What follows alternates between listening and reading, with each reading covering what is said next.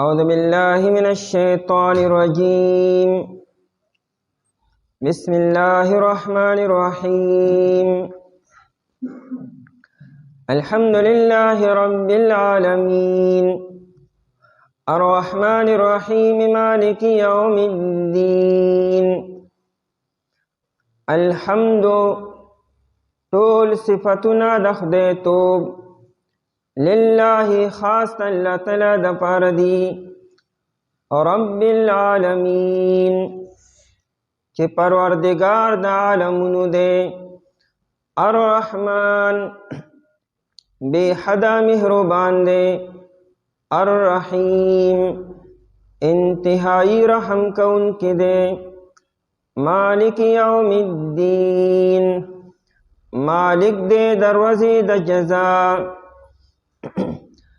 د قرآن کریم ابتدا په سورہ فاتحه سره وشوه او د سورہ فاتحه ابتدا په الحمدلله رب العالمین سره، یعنی د الله د کلام ابتدا په حمد سره وشوه.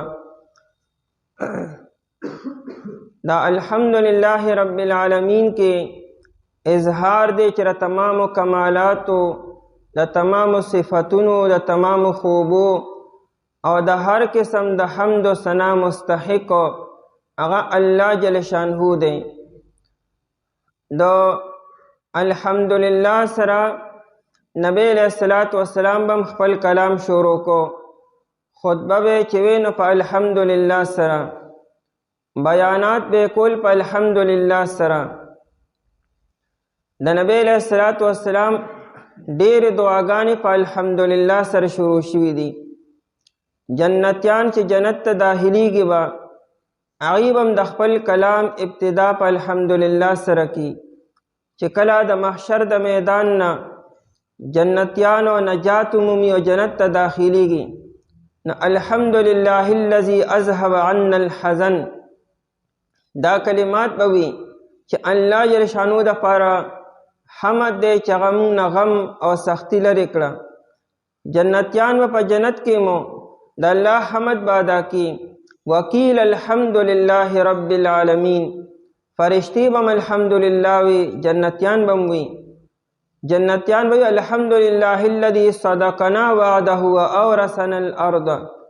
ټول تعریفونه د الله تعالی د پاره دي چې موږ سره خپل وعده رښتینی کړه، موږ له جنت راکو. نو نبی علیہ الصلوۃ والسلام په هر حال کې د الله حمد ادا کو. د غم په ټیم کې، پریشانې په ټیم کې هم نبی علیہ السلام الحمدلله علی کل حال، په هر یو حال باندې الله تعالی حمد دی. نعمت به ملو شو، خوشحالی براله، نبی علیہ السلام به الحمدلله الذي بنعمته تتم الصالحات. دا حمد الله تعالی په هر حال کې ادا کول پکار دی. الحمدلله چې تمام کمالات او تمام صفتونه هغه د الله تعالی د پاره دي. دا حمد چې دی، حمد ویل کېږي هو الثناء باللسان علی الجمیل. مطلب دا دی چې انسان په ژبه باندې د چا کمالات او د چا خوبۍ بیان کی. په ژبه باندې د چا کمالات بیانولو، خوبۍ بیانولو، دا ښه تعریف کول، مدح کولو، دا حمد دی. درې الفاظ استعمالیږي، حمد او شکر او مدح. شکر خو دې ته وي که نه چې تا باندې څوک احسان وکړي، نعمت وکړي، سره ښه سر وکړي، نو ته د هغه شکریه ادا کړې، دا شکر دی، د نعمت مقابله کې. او مدح دې ته وي چې ته د چا تعریف وکړې، خوبي بیان کړې، خو هغه کې دا مدح چې دا کمال چې دا په هغه کې ذاتي نه وي، هغه له چا ورکړي وي. دا دنیا کې چې موږ څوک د یو بل تعریف کو، دا مدح ده، دا حمد نه دی. ځکه هر چا کې چې څه کمال دی، څه خوبي ده، دا د هغه ذاتي نه ده، هغه ته ملو شوې ده. حمد دپاره دا ضروري ده چې د یو داسې ذات او تعریف کول چې په هغه کې کمالات ذاتي وي، هغه له دا کمالات چا ورکړي نه وي او هغه دا کمالات حاصل کړي نه په مهنت سره، په ریاضت سره، په مشکلاتو سره. نو دا حمد دپاره دا ضروري ده چې د یو داسې ذات تعریف کول او خوبي بیانولو د هغه ښه صفتونه ذکر کول چې په هغه کې دا کمالاتو ذاتي وي بل د کمالاتو جمع کوونکي وي او دا صرف او صرف د الله تعالی ذات دی د الله تعالی نه ما سوا که تاسو ته په هر یو مخلوق کې څه کمال ښکاري دا د هغه ذاتي کمال نه دی دا عطوایي دی هغه ته میلاو شوی دی نو دا مدح ده او الله جل شانه تمام کمالات جامع دی دا کمالات پکې ذاتی دي چا ول ورکړي نه دي او نه غني الله تعالی مهنت کړی دی او مطالعه غني کړی دا او غني سفر یې کړی دی او په سفر سره او په مهنتونو سره غني هغه دا کمالات حاصل کړی دي څنګه چې موږ دنیا کې مهنت کو مشقت برداشت کو نو کمالات حاصلو نه د الله جل شانه کمالات ذاتی دي عطوایي نه دي او نه تجربات او نه غني د مهنتونو نه بعد غني حاصل شوي دي نو حمد د الله تعالی کمالات ذکر کول په جبه سره بعض علماء هغه فرق کړی چې حمد تعلق جبه سره دی او د شکر تعلق فعل سره دی یعنی ته په فعل سره د چا شکر ادا کړي نو دا شکر دی او که په جبه وي نو دا حمد دی لیکن صحیح قول دا دی چې شکر هم په جبه سره کیږي او حمد هم په جبه سره کیږي طبرانی کی روایت تے نواس ابن سمعان رضی اللہ عنہ فرمائی چې د نبی علیہ السلام یو خوا داینم جدعاو هغه غلا شوه یعنی چا نیسلی وه او رکشي وه نو نبی علیہ السلام ووی کچر الله تعالی ماله دا خپله اوښه واپس راکړه نو زه به د الله تعالی شکر ادا کوم بیا څه وخت پس هغه اوښه الله تعالی راوسته نو نبی علیہ السلام الحمدللہ ہوئی صحابہ کرام رضی اللہ عنہم پا دی انتظارو چې نبی علیہ السلام با پا شکریہ کی سکی منز بکی د شکرانی منز بکی او کنا د شکرانی روجہ بنیسی و نبی علیہ السلام نا منزو کو او نه روجہ ونیسلا صحابہ کرام رضی اللہ عنہم خیال داو چې گنی د نبی علیہ السلام نا بخبر یې رشوی چې ما خویلو چې زبا شکر ادا کوما نو صحابه کرامو نبی علیہ السلام ته عرض وکړو چې رجی تاسو دا شان منښت کړی وو الله جل شانو غوخه واپس راوسته تاسو خو عمل ونکو نو نبی علیہ السلام ولی ما الحمدلله ولی نو ویلی وجی ویلی مونږ دغه شکر دې کنه الحمدلله نو الحمدلله شکرون دی او الحمدلله دا حمدم دی نو الحمدلله تمام د صفاتونه د کمالو او تمام صفتونه د خدای توب هغه لله خاص ته الله تعالی د پاره دي الحمد کې دا ال چې د الو د دې معنی تمام کیږي ټول او تمام یا اردو ترجمه له هر حمد نو دا هر او تمام دواړه معنی صحیح دي هر یو حمد دا د استغراق معنی ده چې الف لام د پاره د استغراق شي یعنی چې څومره حمدونه تاسو دنیا کې ښکاری څومره کمالات د تخکاری او څومره خوبه د تخکاری او څومره مدح د تخکاری نو دا ټولې لله خاص الله تعالی د پاره دي په دې باندې اشکال لازم چې مطلب خدا شو چې غني څومره کمالات او خوبه او حمد او ثنا غد الله د پاره دي نو دا موږ چې دنیا کې د یو بل تعریف کو چې پلانکی ښه انسان دی اعلی انسان دی دا سیز ښه دی بهتر دی دا هم دای تعریف دی دای حمد دی او موږ دلته وایو چې دا د الله تعالی دپاره دی نو جواب دا دی چې موږ د حمد او د مدح منځ کې فرق وکړو دنیا کې چې په چا کې څه کمال دی نو دا د هغه کمال ذاتی نه دی عطوایي دی حقیقت کې دا کمال هغه الله تعالی ورکړی دی نو د یو مخلوق مدح کولو دا تعریف کول دا مدح د حمد نه دی حمد صرف او صرف د الله تعالی کیږي ځکه د حمد د پاره دا ضروری ده چې کم کمالات نو دا به عطوایي دا به ذاتی وي نو د حمدونه چې څومره دی د الله د پاره شو او د مخلوق د پاره حمد شته نه نو ځکه هغه کې یو کمال دی ذاتی نه دی عطوایي دی الله تعالی ورکړی دی او یا دا جواب موږ کولی شو چې اصل کې د مخلوق تعریف کول حقیقت کې د الله تعریف کول دی کته دا ډېر ښکلی دی حسین دی جمیل دی اعلی دی د دې مطلب څه شو چې دا حسن در چا ورکړی دی هغه د کمالي ذات دی دا هنر او دا فن او دا کمال چې دله چا ورکړی دی مخلوق له، نو دا اصل کې تعریف د هغه ذات دی چې چا دله دا کمال او حسن او تعریف ورکړی دی. مثال په طور باندې که موږ د سپوږمۍ ښکلیوالی یاد چې سپوږمۍ ښکلې ده، حسینه ده، د سپوږمۍ کې حسن د کوم ځای نه دی؟ الله وله ورکړی دی. نو د سپوږمۍ تعریف کول حقیقت کې د الله تعریف کول شو. نو کمال هغه د الله تعالی دپاره شو. الحمدلله ټول صفتونه د کمالو او د خدای توبو لله خاص د الله تعالی دپاره دي. لله کې د علام دپاره د اختصاص دی، یعنی خاص د الله تعالی دپاره، بل څوک الله تعالی سره په دې کې شریک نشته. دا توحید فی الالوهیت شو چې تمام کمالات د الله تعالی دپاره شو. نو معبودم هغه دی، نو د الہ ګرځېدو مستحقم هغه دی، عبادت هم دغه وکړی شي. نو یووالی شو د الله تعالی چې معبودم الله تعالی شو. دا یو دعوه شوه چې تمام صفتونه د کمال د الله تعالی دپاره. دلیل په دې خبره باندې څه دی؟ نو دا رب العالمین دا دلیل دی چې الله تعالی ولې د تمامو کمالاتو مستحق دی، ځکه چې هغه رب العالمین دی.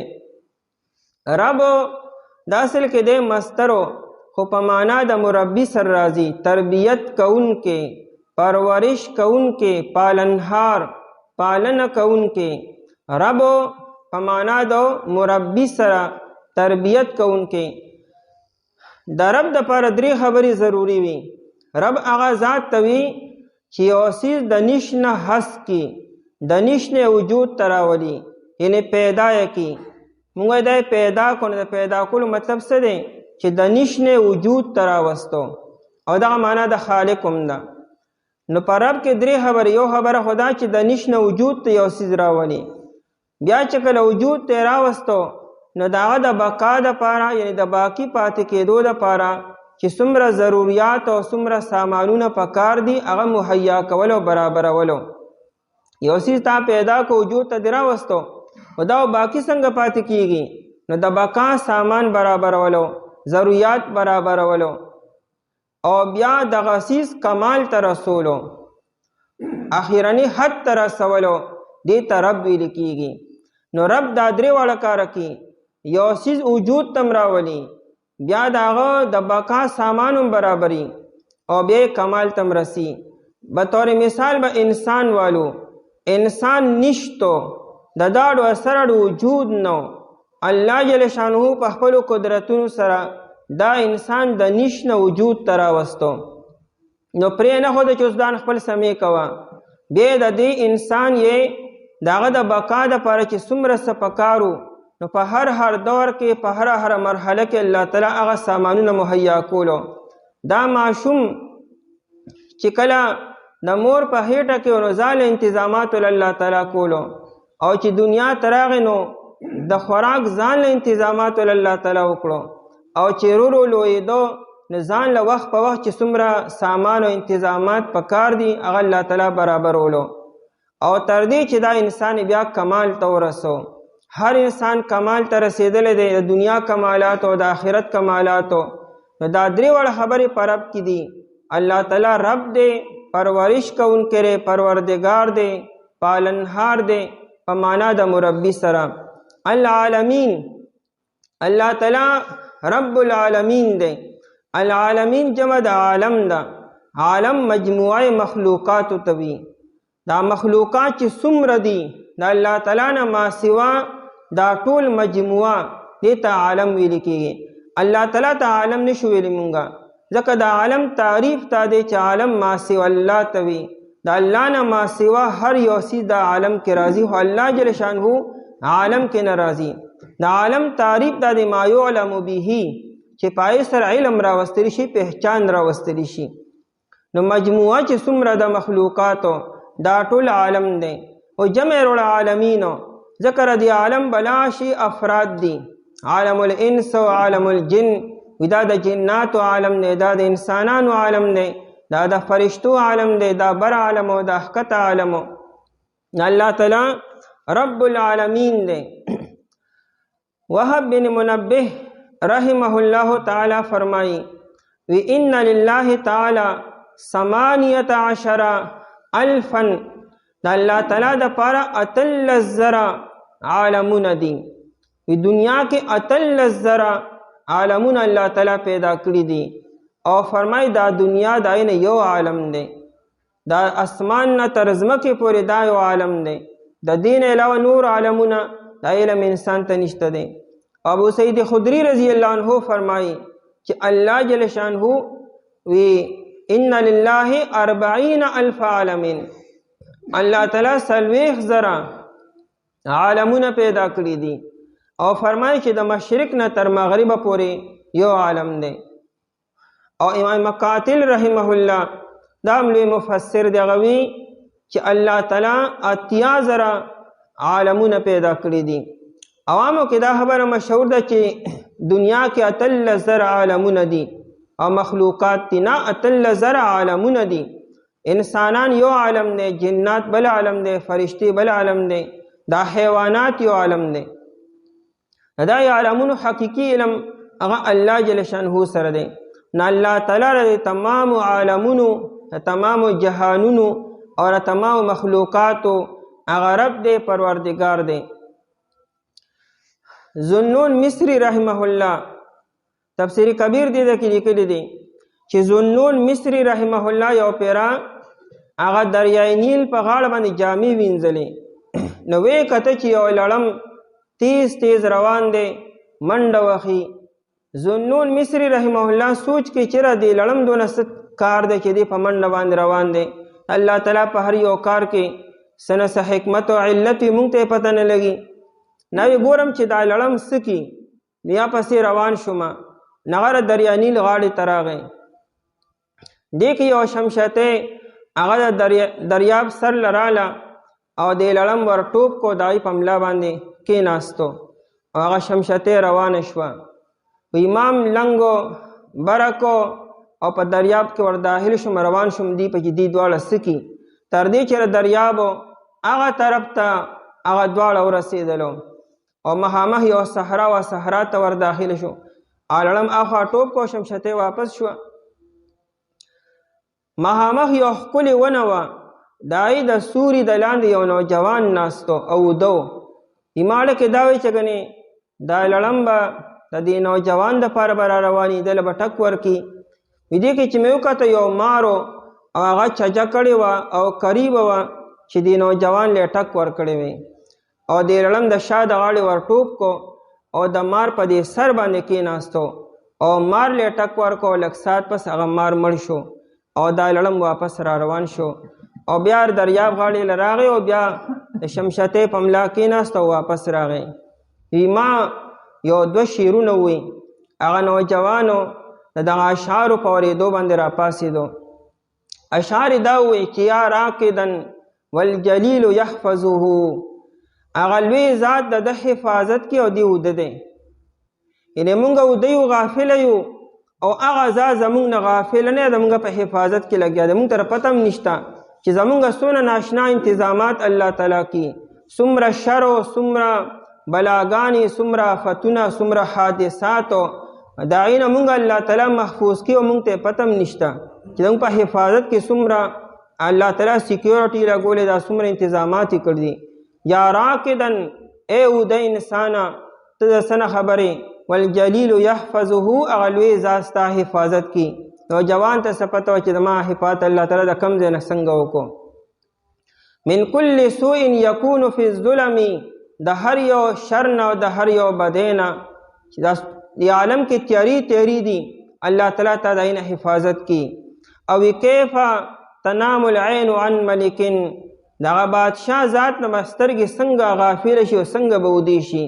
د بادشاه نه خو موږ له غافله کېدل نه دي پکارو، د کېدل نه دي پکارو. تأتیه منکا فواید النعم، الله تعالی نعمتونه سار او ماښام په تا باندې را روان دي، د باران په شان په تا باندې وریږي. نو ته څنګه د هغه نه غافله شي او څنګه ودی او څنګه شکر نه ادا کوې. نه الله تعالی رب العالمین دی، پروردگار دی، پالنه کې د مخلوق ته پتم نشته او الله تعالی پالنه کې. نو رب العالمین چې پروردگار د عالمونو دی، د تمام مخلوقاتو دی، تمام جهانونو دی، ځکه الله تعالی د حمد مستحق دی چې بل داسې یو ذات نشته چې هغه د عالم حفاظت وکړي، هر یو مخلوق په خپل حفاظت کې هغه محتاج دی بل ته. دارنګې خپل پرورش په خپله نشي کولی او الله جل شانو د هر چا پرورش کوي.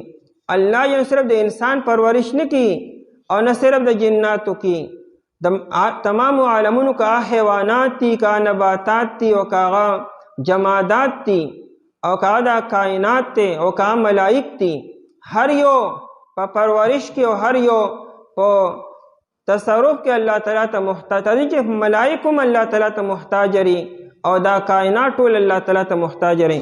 نو الحمدلله ټول تعریفونه، ټول صفاتونه د خدای توب لله خاص ته الله تعالی د پاره دي. رب العالمین چې پروردگار، چې مربی تربیت کوونکې، رب په معنا د نگهبانم راضي او رب په معنا د مالک سرم راضي. العالمین تمام عالمونو او تمام مخلوقاتو. الرحمن الرحیم، الرحمن بے حد مہربان دے، الرحیم انتہائی رحم کونکے دے. لین پول لوی انگریز دے، اغم نصیحت کی خپل خلقو تا چو گورے کنا ناشنا ذات دے. دا کلام پہ ابتدا کے رحم اور رحم دے، بسم اللہ الرحمن الرحیم کے رحمت ذکر شو دے، اور دا کلام پہ ابتدا کی رحمت اور رحمت دے. الرحمن الرحیم دیر مہربان ذات دے، دا امر دنیا بادشاہانو پشانتے نہ دے، آکے رحم سیوا دے و مقابلہ دا غضب کے.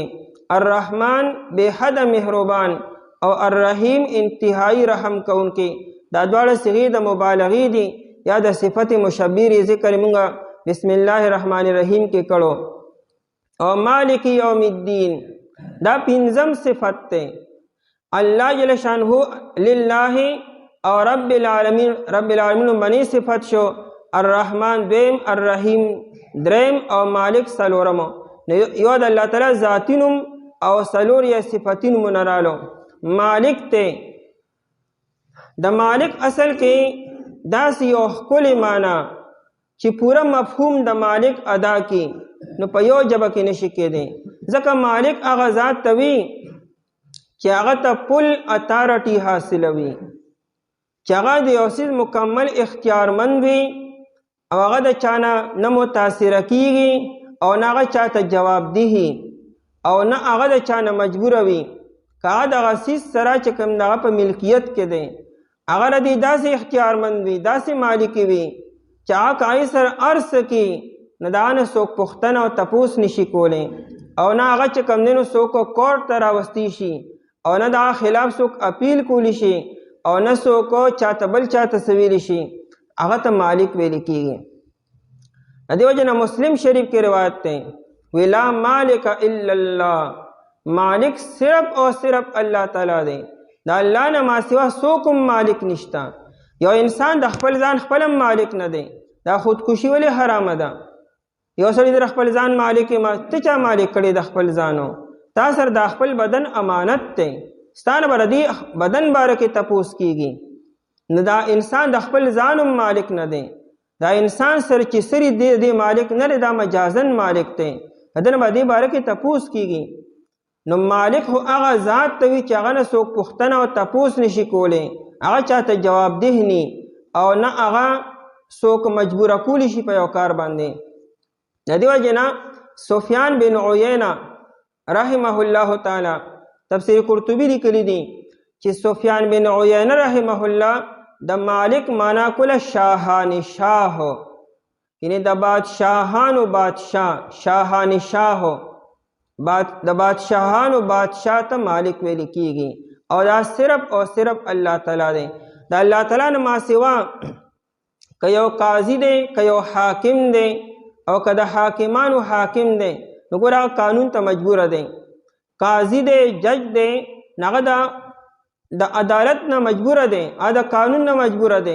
حاکم دی نو قاضی ته جج ته جواب ده دی، که پلار دی هغه جواب ده دی، هغه به تپوس کی قاضی. که یو انسان که مالک دی یعنی مولا دی د غلامو، هغه جواب ده دی. لیکن که جوابده نه دی نو صرف او صرف د الله تعالی ذات دی او د الله نه ماسوا هر یو چې دی که هر څومره لوی دی هغه جوابده دی چاته ځکه مالک یوم الدین مالک دی اختیارمند دی یوم الدین هغه د ورځې د جزا دا یوم الدین کې اضافت فی دی یعنی فی یوم الدین دین په عربی کې په دوه معنو راځي په معنا د جزا او حسابو الدین الجزاء والحساب بدلا سزا او دین په معنا د مذهب او د شریعت مرادی لکه دین اسلام دلته کې مراد تینا هغه جزا ده نه الله تعالی مالک ته د ورځې د جزا ول الله تعالی صرف د جزا د ورځې مالک ته حالانکه الله تعالی دنیا کې مالک ته ناصل کې د قیامت پر ورځ باندې با اختیار صرف او صرف الله تعالی سره وي بل چاته به اختیار ني څوک به خلم نشي کولاولی لا يتكلمون الا من اذن له الرحمن سړی به خبرم نشي کولی د خلینه باندې شو باسلې کار خو ډېر لوی خبره ده اختیارات خو ډېر لوی خبره ده او دنیا کې مجازن اختیار خلکو سره شته دی خلک وي دا زما دی دا زما سي دی د دې مالک ما دا مجازن اختیارات دي حقیقت کې دنیا کې الله تعالی مالک دی او آخرت کې به هر چاته پته لګي د منکر نه منکر بم د پاور اقرارو کې چې واقعي اختیار صرف او صرف د الله تعالی دی مؤمن خو دنیا کې اقرار کی خو یو کافر او مشرک او منکر او دهریه او هم د قیامت پر دې خبره اقرارو کې چې اختیارمن صرف او صرف الله تعالی دی او دنیا کې مجازن اختیاراتم چوکشته دی حالانکه حقیقت کې الله تعالی دی ارس الله تعالی کې خلک دا پلان کیو کو دا پلان کی را کو حالانکه الله تعالی ورکړه کون کړي ځکه مالک یوم الدین وي اختیارمنو واقدارو هغه کل اتارټي والده یوم الدین پر ورځې د جزا